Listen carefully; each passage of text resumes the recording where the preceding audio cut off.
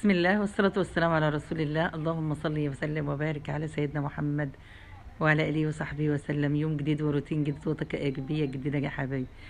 دايما مشرفين ومنورين في قناتي، يا رب ما تحرم من دعمكم ليا أبدا يا رب. متابعين يا حبايبي، تعالوا نشوف النهارده الفيديو الجميل ده يا حبايبي. يلا هناكل سمك النهارده، يمكن يكون يعني أكلة سمك كده أخيرة في شهر الصوم، وداعا شهر الصوم وشهر الكريم وشهر الخير، شهر البركات يا حبايبي وشهر القرآن.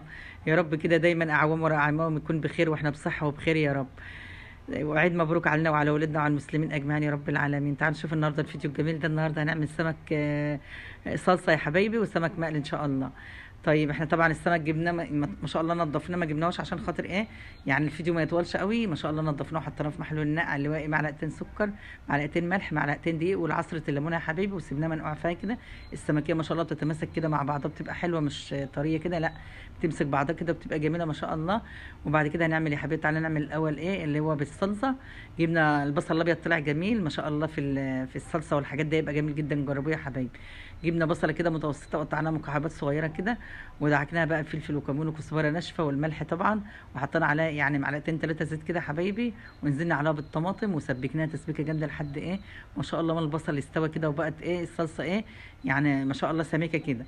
بعد كده احنا مطلعين السمك اللي هيتعمل الصلصه اللي هو ده يا حبايبي، هنسقطه بقى في الصلصه ما شاء الله. وهنكون عندنا بقى ايه يعني ما شاء الله زي ما انتم شايفين كده.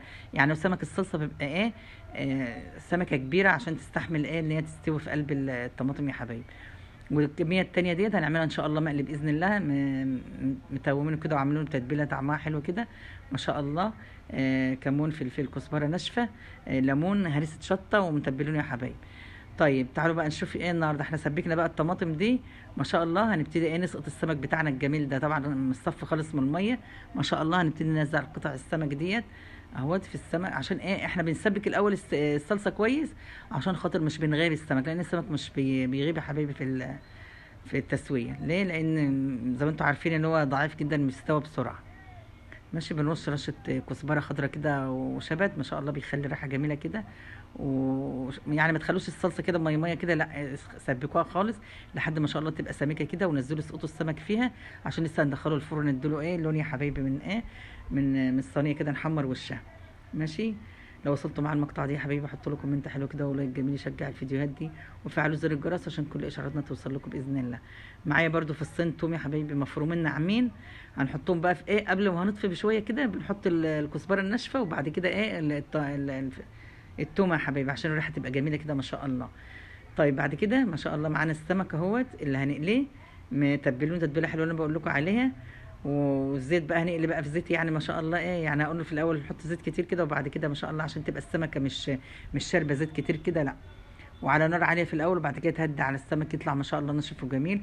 طبعا الدقيق حاطين معلقتين دقيق معلقتين نشا زي ما انتم عارفين عشان خاطر ايه السمكه تبقى ناشفه كده لحد ما شاء الله تيجي يعني نحطها على الفطار ما تبقاش طريه كده ومش احسن حاجه. وده فطارنا يا حبيبي يا رب، ده فطارنا النهارده. يا رب يديمها نعمة علينا ويحفظها من الزوال يا رب، ويجعل كده رمضان يكون علينا الأعوام الجاية بالخير يا رب، ويبلغنا ايه ليلة القدر إن شاء الله. يا رب نكون من أهلها يا رب إن شاء الله بإذن الله. ما عادش إلا يعتبر 3 أيام يا رب كده يكونوا خير دايما علينا يا رب، وعيد سعيد دايما علينا يا حبايبي وعليكم وعلى أمة المسلمين يا رب. هاتوا ولادكم هدوم العيد يا حبايبي، اكتبوا فرحوهم بفرحة العيد والكحك والهدوم والحاجات الجميلة دي. ودايما يا رب كده دايما كلنا في أعياد دايما يا رب.